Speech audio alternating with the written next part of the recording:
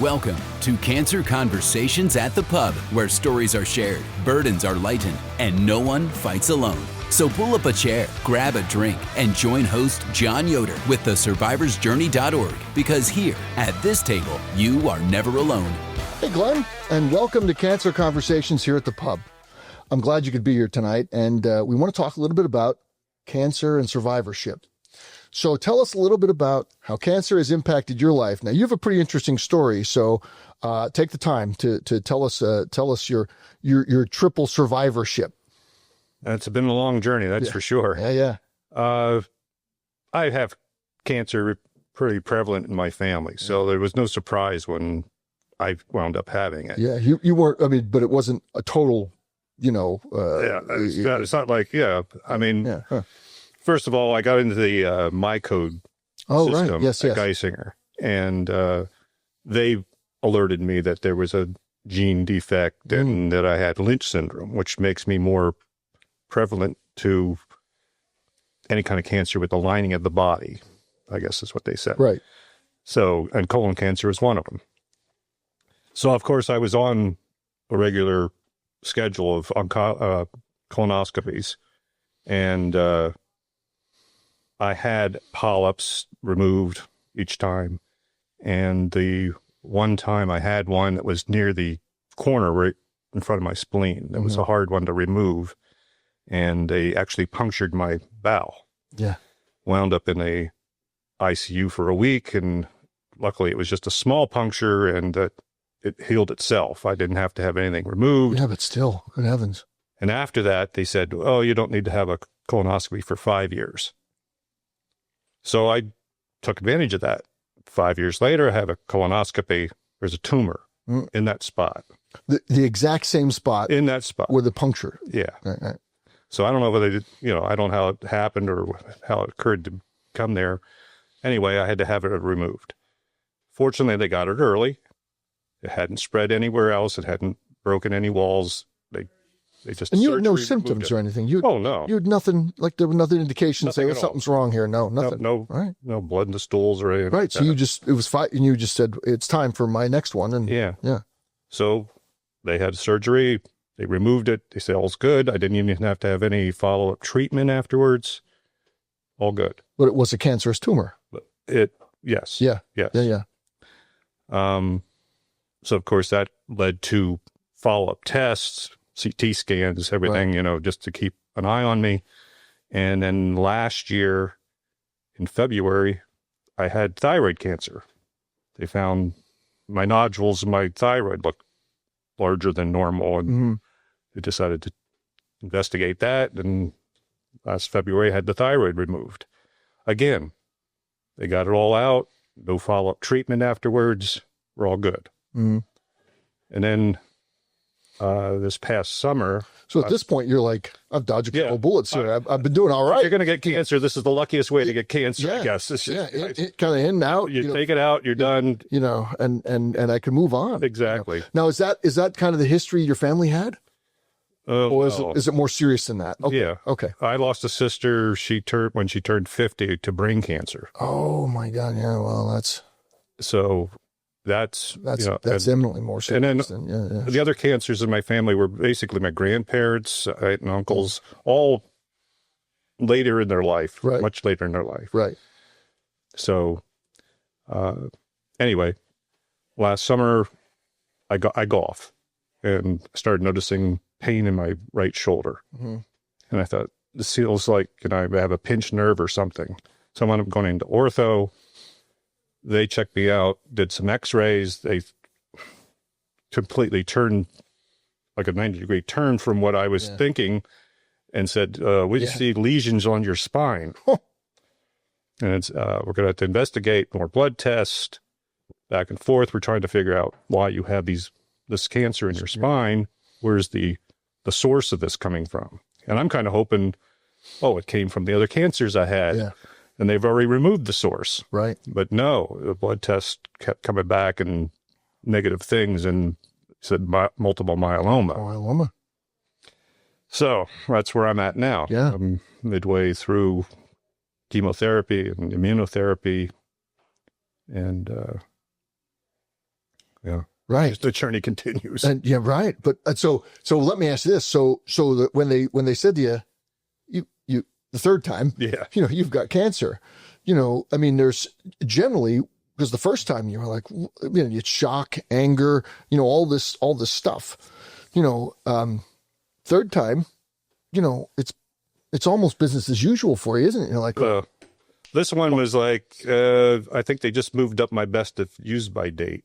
oh, I see. Yeah. Well, because you're a golfer too. That's probably what. But especially when they came in with the pain in my spine, they said, it's deteriorating the bone in the spine, and it affect right away. They were going like, no more heavy lifting, and you probably shouldn't swing a golf club too much anymore. Right. So it's like, wow, I want to get back to normal. Yeah. And sometimes that's even worse, like, what you can't do, because now you have it, because I'm in a similar situation now. I'm in relapse. Right. And so it's in my spine, which it wasn't before. It was just in my hip and some other places. So I'm, we're myeloma brothers, you and me, on kind of this journey. And I said to my doctor just recently, I said, I'm golfing in a tournament on the 29th of April or something. He said, you can do that, but I wouldn't do much more than, I wouldn't do it much more than that. He said, yeah, because myeloma is a strange, if you've done the research or asked your doctor, it's a strange cancer. It's considered a blood cancer, as you know. Right. But it comes from your bone marrow, and it comes out, and for you, is it anywhere else but your spine at this point? No. Okay. No. And your shoulder was a result of that. It was more, it was like the fact that it was affecting the bone, that it was actually pressing on my spinal cord, and that's where the pain was coming from. It was actually radiating back out of the nerves into different areas. Yeah. And now the weird thing is that they've done 10 treatments of radiation for that cancer, and now the pain's more in my left shoulder. Right. When I do have pain. Right. It comes and goes. It's all based on position more, I notice, than anything. Right. Yeah, and you just have to kind of live differently. You have to do things differently. Right. Now you're not swinging into golf clubs, right? No, your doctor's not watching this. I have a golf simulator at my work. Oh, well then. And I do try just to keep active enough that I can swing a club, but I try not to do hard swings. Right. Anything, gigantic. I've actually been out golfing with my buddies. Yeah. But that's chipping, good. Putting mostly. Yeah, that's good. Yeah. I bought my dad years ago a driving iron, because he just says, he had a bad hip, and he was and I bought him a driving iron, so he just couldn't. He didn't have to swing so hard. He could just push it along, and he would feel good. And it actually play better when you don't swing hard. He said that he was well into his 70s, and he's like, I hit better with this, with this driving iron than I do with. And took his woods completely out of his club, out of his bag. Yep. So he adapted to that. Now he didn't have cancer, but he adapted to the changes in his body, from everything going on. So, and you're a small business owner as well. You have Klein Artworks. Right. I love my boss. Yeah. But how does that impact being a business owner? I mean, everyone. I mean, you just kind of, we talked about fundraising and kind of living and doing, but you have a small business. Yeah, I work alone. Yeah, I don't even have employees anymore. Right. Back in, it basically was COVID when everything hit. Yeah. It changed the way I was doing business completely, because they shut us down for a while because I wasn't essential business. Essential business. Yeah.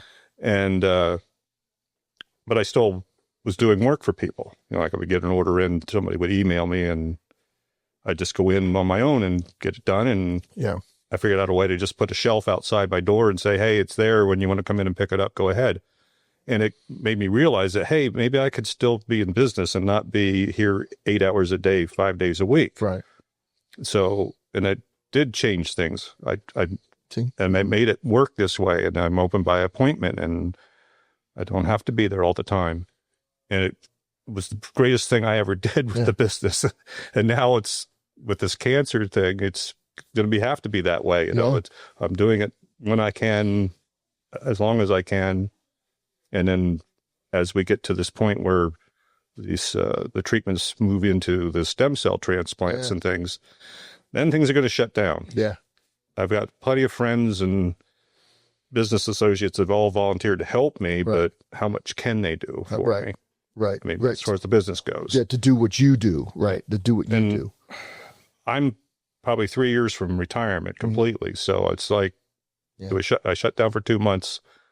I'm not going to be affected all that badly with it. But you just keep going. Oh, excuse me. Yeah. Talk about resilience and adaptation. I mean, that's what you've kind of had to do, but you had to change kind of things, that because you've been in business a long time. 39 years. 39 years, and that's remarkable. I mean, kudos to you, and you've done it, and you've made the changes, and that's what they always say. The only constant is change. And in 39 years, you've had to change some things, but you've been here. So let's talk about how kind of these lines of cancer have affected your family. How has it affected, the other part of what you do? Well, my wife had been an oncology nurse. So unfortunately, she knows too much. You've got it's primary care. Then that's what that makes it. She's your PCP. Only she was in the children's hospital casing her, so I mean, she was giving chemotherapy to children. Right. And now it's probably listen better than you do. Probably listen better than you do. But so of course this has turned her world upside down. She looks ahead too much, right, to it all, and I just take it as it comes, and say, okay, whatever we're going to do, I'm going to do it, and we're going to get through this. I'm looking at next year. I'm going to be all fine again. I don't know whether that's going to be true or not, but that's my plan. So. Right. Well, it's interesting because you don't walk with a stick, or you don't walk with crutches or anything like that. No. And when I was first diagnosed, my doctor was like, I want you to be on crutches. So he gave me those, those ones that cling on your arm, and he gave me a pair of those, and he said, I want you to use these for 3 months. And it was only my hip, and he said, I want you to use these for 3 months till we figure out what's really going on here and how to best to treat it. So kudos to you, to be able to just go and keep doing. I mean, your resilience is remarkable. I mean, three different cancers, and you're fearless with it, Well, I mean, your wife will let anything else happen, She's not like we're pretty much tired of the C word, that's for sure. Yeah, that's right. Yeah, that's because it's difficult. Now, you and I had a conversation before on medications, and kind of affording these medications, and it's crazy. The treatments we have to go through, and you're currently on Revlimid, right? And something else. Was you on something else? Just the Revlimid is the pills, and then there's 2 injections I get. 2 injections, right? It's the right. And I couldn't pronounce the drugs if you want. Yeah, it starts with a D, and it's a big and it's a combination thing. Yep. And 2 different ones, and they give me steroids. Yes. Basically for it. Yes, and you took a baby asprin too. Baby aspirin, because you have to take it. And then I'm on this. It's funny how I don't know. It's called Virex or something like that. It's a antiviral pill. Oh, I have to take morning and night. Right, because you can't get because they're basically killing off blood cells. You're compromised. Yeah, and that's a problem. Right. And especially. You don't know who's going to walk into your shop when you're open. Right. I mean, I'm just supposed to avoid people that are sick, but how am I going to tell people? When you walk in, they walk in. Have a little doctor's office out front say, please go through a little screening here first before you come into me. Yeah, to remember we did during COVID, we're taking temperatures, we're taking people's temperatures, and they have to put a mask on and everything. We look back at it now, but I mean, you have to take it seriously, because when you check in now, at any of the appointments, they ask you if you've been around anyone who's sick, if you have a cough or cold or whatever it is, and you got to check yourself in. Right. It's craziness. It's craziness now.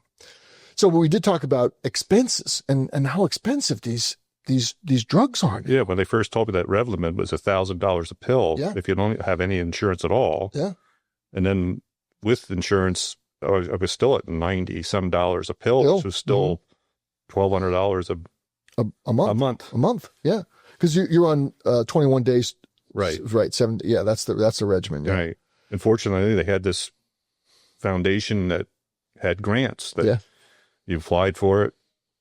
And I can't say it was hard to do it. I mean, at first I was like, well, where do I go? I mean, all they did was give me a phone number. Right. Right. And it called us.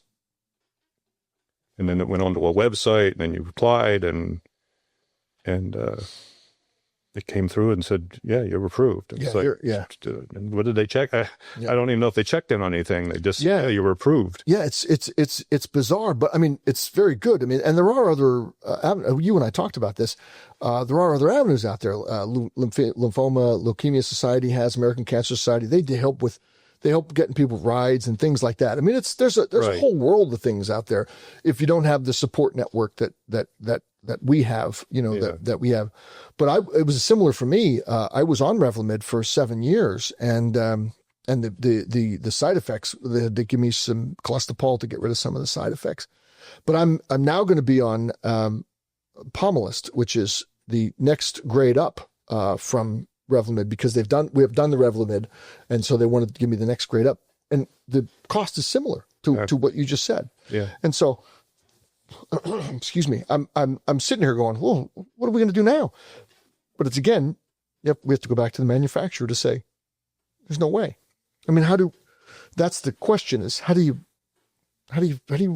people afford this kind of thing? Yeah. It's very tough. For normal people, it's so that's why it's important for us to talk about these things that, you went to the foundation, I went to the foundation. There's ways to get to this stuff that you need to know, that people need to know. Well, no. Ask. And older people like me, I'm on Medicare, so you can't go directly to the manufacturers now. That's a great point, Glenn. I didn't even think about that, but that is a great point. Because then you have to go through these other foundations that have, help for you. Yeah. Yeah, that's a great point. And to an earlier conversation, many people aren't used to asking for this kind of help. I mean, you went your whole career without having to bother with all this stuff. No. You've had a successful business for nearly 40 years, and you didn't have to bother with all this stuff. And now suddenly we wake up and we're confronted with, $11,000 or $20,000 a month. I remember getting one of my first prescriptions, and they said, this is going to be $11,000. Says there's no way. Yeah. There's no way. Not even if you accumulate that for the year, is that going to happen? Right. I said, I can't get it. Can't get it. So we, after you have to make phone calls then, to this person and that, and you have to make phone calls to your doctor and to your health insurance and all these other places. But it's discouraging. It's discouraging that this stuff has to happen to people who are going through, especially for you you've been through 2 bouts of unrelated cancer, mind. Right. Of unrelated. And that's one of the things that really gets me about your story is that, when you first go through some treatments, there are some doctors that say you may get some related cancers from this, from these treatments. And for example, Revlimid, one of the reasons I was taken off it is because there are related cancers to it. So if you're on it for an extended period, your propensity to get these other cancers are increased. Right. So he's like, you really should get off this. And I was fine, and then of course it'll be 3 years for me off in Revlimid, and now I'm back in relapse. I'm not suggesting that they're related, but that's part of the issue is that it's not, you don't want these related cancers, but for your case, you've had 3 completely unrelated cancers. 3. I mean, do you play the lottery a lot? Because you probably should. Probably should. I don't win money when I gamble. That's why I don't have a gambling problem. That's why and why you keep golfing. How about on the golf course? Do you win any dollars? Occasionally. Quarters on the golf course. Usually it's for beer. Amen. I'll play with that. In fact, I've got a game with our host here. At the Stone and State Pub here while we're at the Stone and State Pub. Our own Chad Evans and I are going to be hitting some links soon. He's He's a scratch golfer. Oh. He's like you, Glenn. He's a scratch golfer. No, that's not anywhere near what He's a scratch golfer. I have a 50 handicap. Well, no, I'm going to be double nickels soon, so it'll be worse than that. But so let's talk about support network real quick. So you had your wife clearly who knew what she was doing and knew who she was talking to and knew all that. How did you get along? Because I'm always curious about this. How did you get along with your doctors? Oh, we hit it off right off the bat. Good. I really liked him. Good. He explained things very simply, explained what multiple myeloma was right off. Right. Explained it in terms that I understood. Very upbeat with it. Right. It said, I can't say we're going to cure you with this. We're very close to doing that. Yeah. But we're going to maintain it, and you'll more than likely die of something else before you'll die from this cancer. Yes. So and that's watch look both ways when I cross the road now. Yes. So it won't be cancer because the bus that hits you. That's the funny part. I mean, my wife, of course, like I say, she's being a nurse. First thing she thought of when she heard multiple myeloma, she's on Google and Googling it and looking at the worst case scenarios. Danger. She's not telling me that she's seeing this stuff, but to scare me or whatever. But she's reading all this stuff, and then when the doctor comes in and says, "No, this is truly treatable." Yes. And you're gonna survive this. Yes. It was like a total relief. We both sat there going, "Oh, wait a minute." I thought it was like, really did think my expiration date was moving up. Absolutely. And right. It's moving the needle. And you're like, hey, hang on a minute. I've got things to do. Yeah. But one of the first things that my doctor told me and I think I might've told you this, is that don't look anything up. Don't look anything on the internet. Exactly what he said to us after, my wife. She's already researched it, right? But he said, don't look anything up. And I didn't, and I never did. But it didn't stop like you and your wife. I had a friend call me from out of state. He called me from out of state. He said, Johnny, it's not good. I'm sorry, man. Don't call me with this. Call me with, and so that was even 10 years ago, Glenn, where I was, I'm not bothered with this. This is not me. The problem with the research is it's all about bigger numbers. Right. It's not about Glen Klein. It's not about you. And a lot of times you find are old. That's right. It's a true not story. current. You're looking back 8 years from this stuff, and they've come leaps and bounds with this. Exactly. Even in my own, I had a second opinion at Fox Chase. I had a second opinion at Fox Chase, and what they told me was the program that they've outlined up here at Geisinger is good for you. I think we'll knock this into remission, and you'll be fine. So you don't have to. At this point, we're okay. At this point, it's okay. I think you'll be by the end of the year. You should be close to remission or thereabouts, or at it, which is great, and of course, if I can do it locally as you are, I think it's great. Yeah. But there's the conversation. You have to have these conversations, like I had to tell people in my family, don't go and look anything up. Please don't look anything up. That's not me. That's not who I am. I guarantee you I'm going to beat this thing. Yep. And I heard the same thing you did. You're likely to be killed by something else. Yeah. Than that. And I would encourage you to find, what I've found is, there's Facebook groups, there's all these other groups that have, myeloma groups and things. And there's a support group that meets in Catawissa here, the second Tuesday. They meet at the Catawissa Church on Main Street in Catawissa. Those I encourage people to go to those things because there's support. I mean, it's like-minded people, and some of them, Glenn, don't have like a wife that's been an oncology nurse or what I've had. Some of them don't have those. So it's encouraging to go out and do that. Any parting advice? You've been told you've had cancer 3 times. Any parting advice for those first diagnosed? I always stay positive. Stay positive. I can't doom and gloom it, or you're just going to go down the rabbit hole. Amen. Yeah, there's too many possibilities to think about that. I've always been positive about my life, and I'm going to fight it. Great. I told people, like I say, I'm going to be back next year stronger than ever. Amen. You're going to be a scratch golfer then, right? especially with my new swing. They're rebuilding you. They're rebuilding you is what they're doing.